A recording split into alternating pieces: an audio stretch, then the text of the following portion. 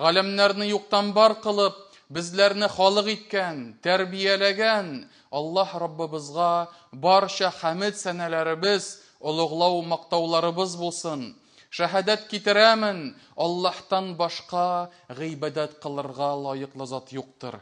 Аллаһ бар, Аллаһ бер, һәм шәһадәт китерәмен, Мухаммад ибн Габдуллаһ Аллаһның хак илчесе, тугры пәйгамбәре һәм шәриф булган кулыдыр. Аллаһ аңа, аның гаиләсенә һәм аның сахабаларына салават шәрифләрен насип әйләсә иде.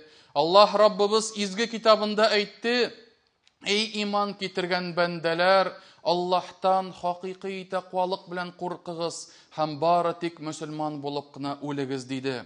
Әмма бә'д, мөхтәрәм җәмәгать, кеше дигән сүз, әл-инсан сүзе гарәп теленнән онытты, нәсия дигән сүздән алынган. Һәм әгәр дә кешенең, инсанның бөтен тормышына карасаң, ул җәмәгать тулысынча шушы онытылу белән сугарылган.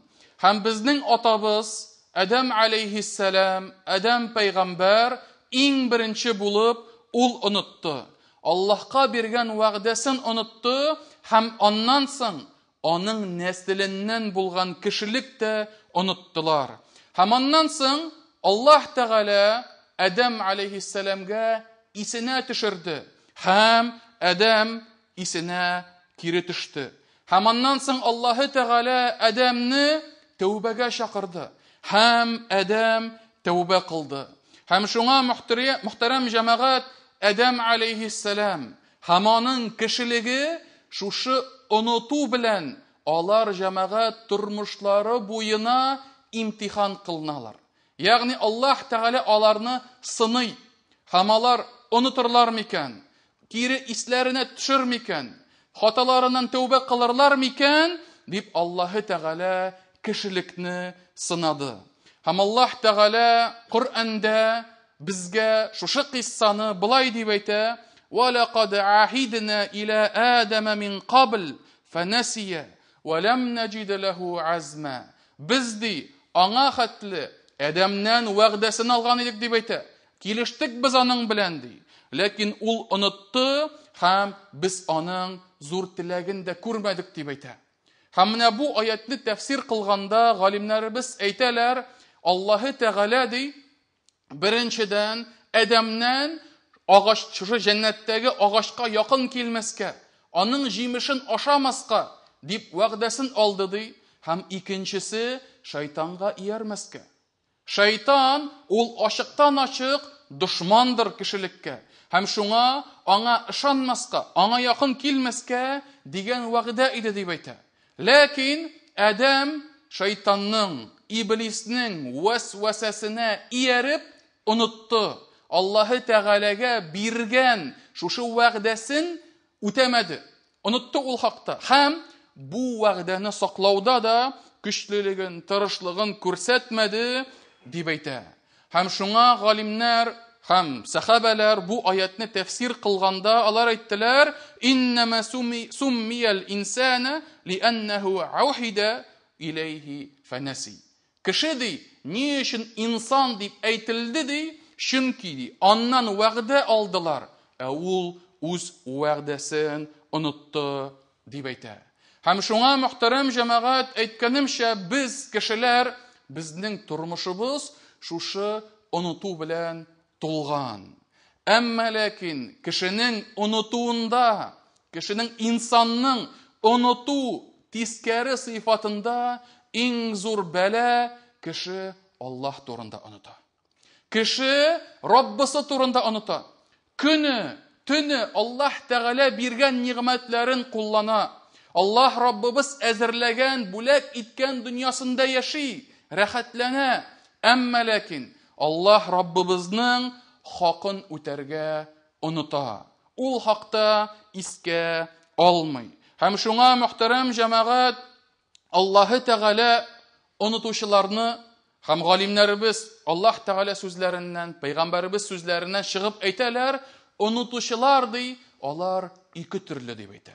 Беренчесе мунафикларның, кафирләрнең, мөшрикләрнең Аллаһны онытулары дип әйтә. Һәм Аллаһ Тәгалә алар хакында, мисал өчен мунафиклар турында булай ди: "Насуллаха фанасияхум, иннал мунафиқина хумул фасиқун." Алар мунафиклар ди, Аллаһны оныттылар дип әйтә. Һәм Аллаһ та аларны онытыр дип әйтә. Чөнки мунафиклар алар гынах ияләре дип әйтә Аллаһы Тәгалә. Һәм шуңа мөхтәрәм җәмәгать, менә шушы мунафикларның, кафирләрнең Аллаһы Тәгаләне онытулары ул Аллаһ Тәгаләне белергә теләмәү. Аллаһ Тәгаләнең сүзләренә, тәүбәсенә кире кайтырга теләмәү.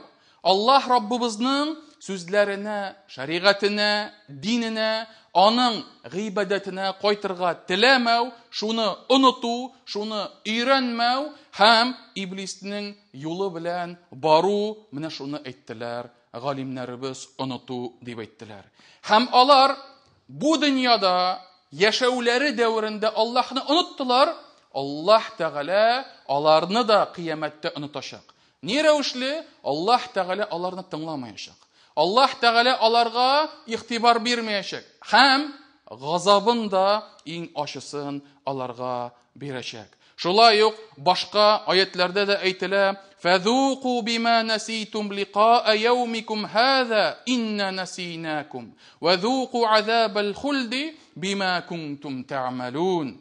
Hamdi шушы көннең көндә очрашуны оныткан кебек дип әйтә. Шушы ачы газапны да татыгыз дип әйтә. Һәм без сезне оныттык.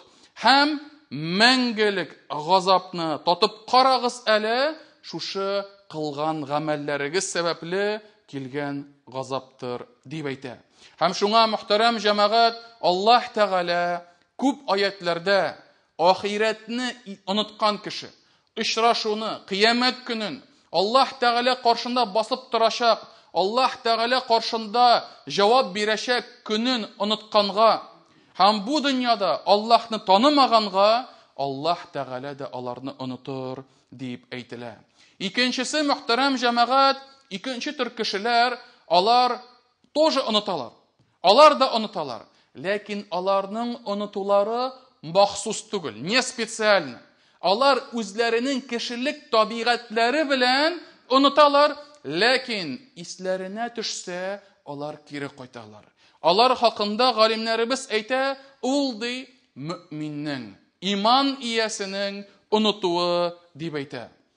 Кай вакыт иман иясе нинди дә булса гыйбадәттә, нинди дә булса изгелекләрдә ул онытылырга мөмкин, кылмаска мөмкин.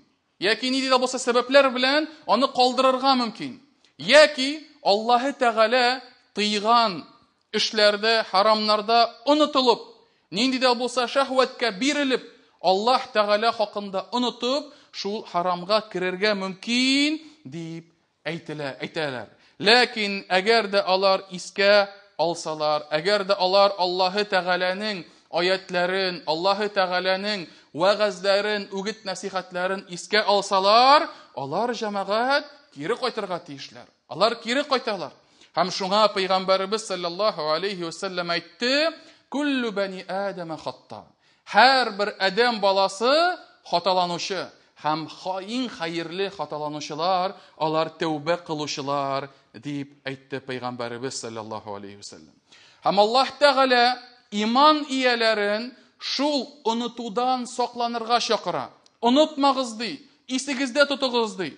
Һәм Аллаһ Тәгалә Мунафиклар сүрәсендә 9-нчы аятында әйтә: "И иман китергән бәндәләр, сезне байлыкларыгыз, балаларыгыз Аллаһы Тәгаләне онытудан тайпылдырмасын" дип әйтә. Ягъни балаларыгызга алданып, шушы байлыкларыгызга алданып, Аллаһ Тәгаләне искә төшүрене онытмагыз дип әйтә. Һәм кем алай эшләсә, кем онытса, һәм шул онытылуында батса дип әйтә, фаулаика хумул хасирун. Һәм ул кешеләр хәсрәттә булачаклар дип әйтә. Һәм Аллаһ Тәгалә бу байлык дигән әйберне, балаларны һәм рәхәт тормыш dünya тормышын, dünyada яшәүебезне Аллаһ Тәгалә күп аятләрдә нәрсә дип әйтә? Алдану дип әйтә.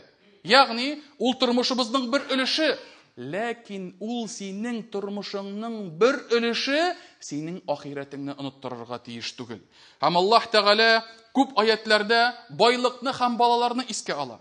Ягъни, ничек бала Аллаһ Тәгаләне оныттырырга мөмкин? Әгәр дә әти әнисе баламны туйдырыйм әле, ашатыйм әле дип, шушы керем эзләгәндә, эш эзләгәндә, акча эзләгәндә, шушы гаиләмне ашатырга кирәк, балаларымны ашатырга кирәк дигән аклану белән, оправдание белән ул харамга керә. Менә бу кеше Аллаһ Тәгалә турында онытты.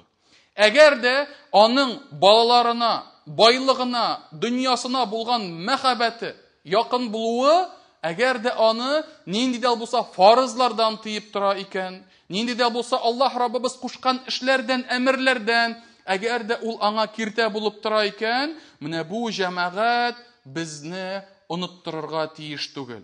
Һәм Аллаһ Тәгалә безгә Коръәндә әйтә: "Ва ла такуну каллазина насуллаха фаансахум анфусахум улаика хумул фасиқун." Сез ди, шушы кешеләр кебек булмагыз ди. Кайсылары Аллаһны оныттылар, һәм Аллаһ Тәгалә аларга үзләрен дә оныттырды дип әйтә.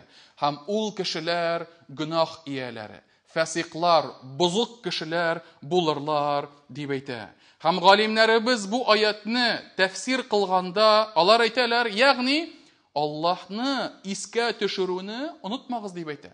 Аллаһны зикр итүне онытмагыз дип әйтә. Һәм әгәр дә Аллаһ зикр итүне онытсагыз, Аллаһ Тәгалә сезгә изгелек кылуны да оныттырачак дип әйтә. Һәм ул изгелек кылу, ул сезгә ахиратыгызда файда китерер иде. Әмма ләкин сез шушы зикрне кылмау сәбәпле, зикрне оныту сәбәпле, сез шушы изгелектән дә мәхрум булырсыз дип әйтә Аллаһ Раббыбыз. Һәм шуңа мөхтәрәм җәмәгать, галимнәребез әйтәләр, кеше ди Аллаһ Тәгаләне искә алырга, Аллаһ Тәгаләне зикр итәргә, телләрендә, сүзләрендә һәр вакыт искә алырга тиеш дип әйтәләр. Һәм иң хәерле зикр нинди? Иң яхшы зикр итү нинди? Ул ди йөрәгеңнән чыгып, телең аша үткән зикр дип әйтәләр. Кайсы бер вакытта намаздан соң булсынмы, юлда булганда булсынмы, телебездән чыга, намаз ахырында да субханалла, субханалла, субханалла. Әле ярый субханалла дип әйтеп бетерсә, ләкин күп вакытта бит ул суп хам дип тиз генә балармагы белән, тәсбих белән булсынмы, шутлый, хәтта зикрне дә әйтеп бетерми җәмәгать. Ә бит зикр ул авыздан беренчедән тулы итеп чыгарга тиеш. Зикр булсынга. Икенчедән, синең зикр әйткәндә йөрәгең уяу булып торырга тиеш. Һәм Аллаһ Тәгалә мөхтәрәм җәмәгать безне һәр вакыт зикр итәргә куша, чакыра. Иртә белән иртәнге зикрләр булсынмы, кичке зикрләр булсынмы. Әгәр дә пәйгамбәребезнең сөннәтен ачып карасак, пәйгамбәребез безгә тормышыбыз дәвамында любой ситуациядә безгә зикр итәргә өйрәтте. Бәдрәфкә керәсеңме, зикре бар. Бәдрәфтән чыгасыңмы, зикре бар. Тәһарәт аласыңмы, алдыннан зикре бар. Өйгә керәсең, өйгә чыгасың, йокларга ятасың, уянасың, иртәнге зикр, кичке зикр.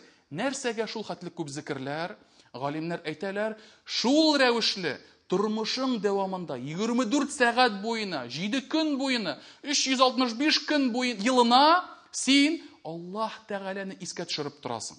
Беркем дә галимнәрдән әйтми, 24 сәгать буена гел зикрләр әйтеп утыр дип әйтми. Шөгыльлән эшең белән, сөйләш кешеләрең белән, хатының белән, балаларың белән, дусларың белән, проблема түгел. Әмма ләкин шушы сөйләшүләр сине Аллаһны онытуга китермәсен. Аның өчен зикрләрне куллансак, җәмәгать, ул әҗир өстенә әҗир була, бәрәкәт өстенә бәрәкәт була, һәм Аллаһ Тәгаләне дә искә төшертерәчәк.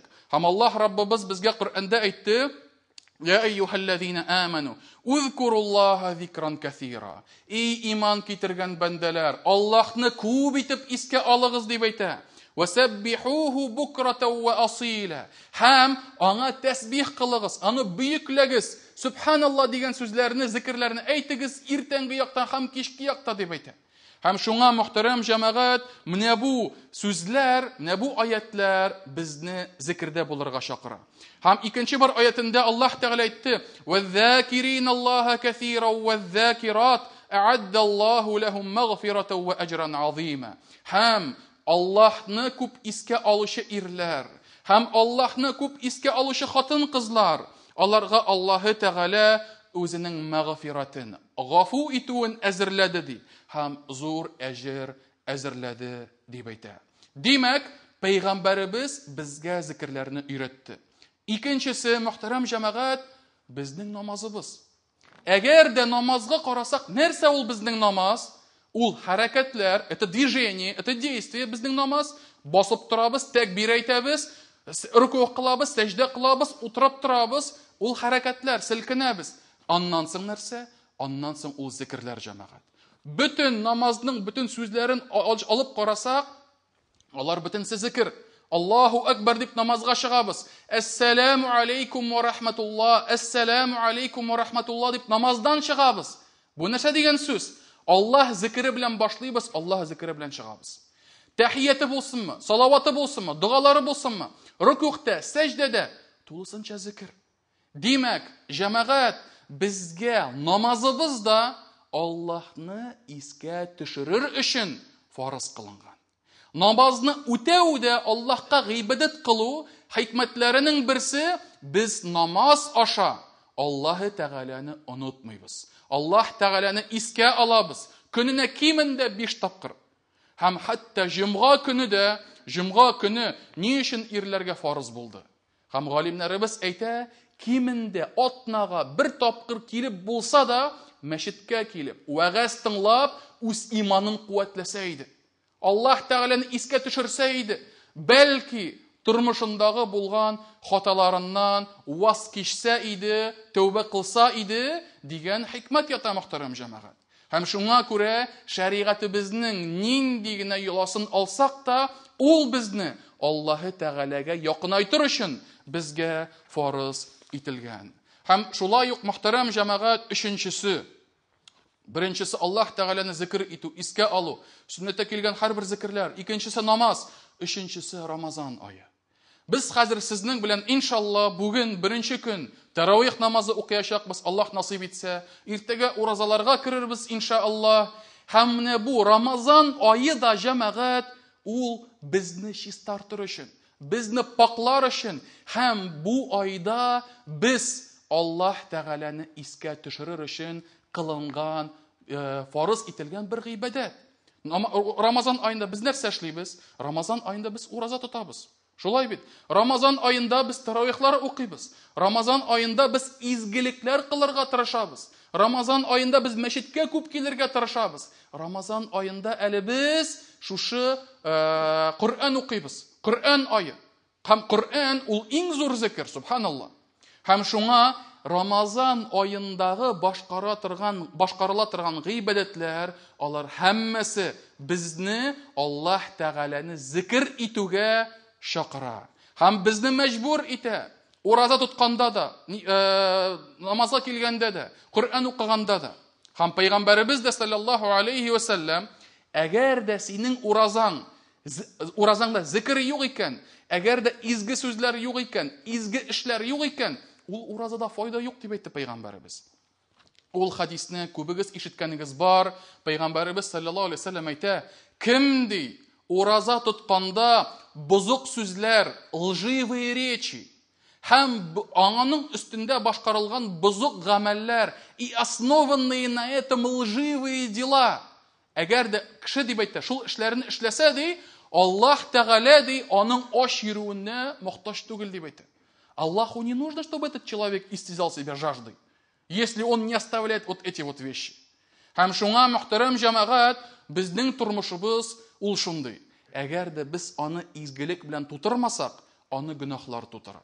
Әгәр дә без аны зикр белән тутырмасак, аны буш сүзләр тутыра, мөхтәрәм җәмәгать. Кирәкмәгән эшләр, кирәкмәгән сүзләр һәм ахирәтеңне оныттыра торган эшләр тутыра. Һәм шуңа, мөхтәрәм җәмәгать, менә шушы уразаларыбыз, шушы тәравихларыбыз, Коръән укуларыбыз, гомумән Рамазан айы ул безгә Аллаһы Тәгаләне искә төшерттерә. Һәм Аллаһ Тәгалә безгә Рамазан айы турында нәрсә дип әйтә? Бакара сүрәсе 185 аятында: وَلِتُكْمِلُوا الْعِدَّةَ وَلِتُكَبِّرُوا اللَّهَ عَلَى مَا هَدَاكُمْ وَلَعَلَّكُمْ تَشْكُرُونَ. Хәмди, шушы Рамазан көннәрен тутырып бетерегез дип әйтә. Калдырмагыз ди ураза тотмыйча ди.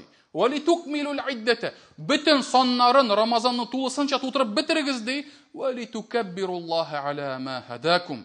Һәм Аллаһы Тәгалә сезне һидаяткә күндергәне өчен Аллаһны бөекләгез дип әйтә. Ничек Аллаһны бөеклибез? Зикр иң беренче адым, мөхтәрәм җәмәгать, һәм бәлки сез шөкер итүчеләрдән булырсыз дип әйтә.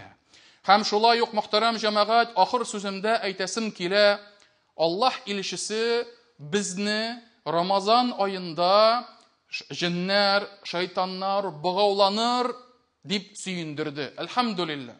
Һәм Рамазан айында изгелек эшләргә безгә күп форсатлар ачылды, күп ишекләр ачылды. Ашыгыйк. Ләкин шуның белән бер рәттән Аллаһ илчесе адәми шайтаннар, бузык кешеләр, адашкан кешеләр, алар богауланды дип әйтмәде. Һәм шуңа, мөхтәрәм җәмәгать, аларның сүзләренә, аларның вәсвәсәсенә, аларның чакыруына ияреп, үзеңнең уразада икәнлегеңне онытма. Үзеңнең Рамазан айында икәнлегеңне онытма. Һәм буш сүзләр, буш очрашулар, буш гамәлләргә карый үзеңнең таравихларыңны алмаштырма. Һәм шуңа, мөхтәрәм җәмәгать, Аллаһы Тәгалә һәммәбезне дә буш сүзләрдән, кирәкмәгән гамәлләрдән безне сакласа иде.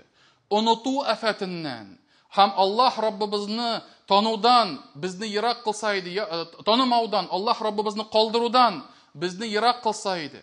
Һәм Рамазан айында да, һәм Рамазаннан соң да Аллаһ Раббыбызны искә төшереп, аны искә алып, аны зикр итүчеләрдән һәм аңа күркәм рәвештә гыйбадәт кылучылардан һәммәбезне дә кылса иде. Амин. أقول ما تسمعون وأستغفر الله لي ولكم ولسائر المسلمين من كل ذنب فاستغفروه إنه هو الغفور الرحيم.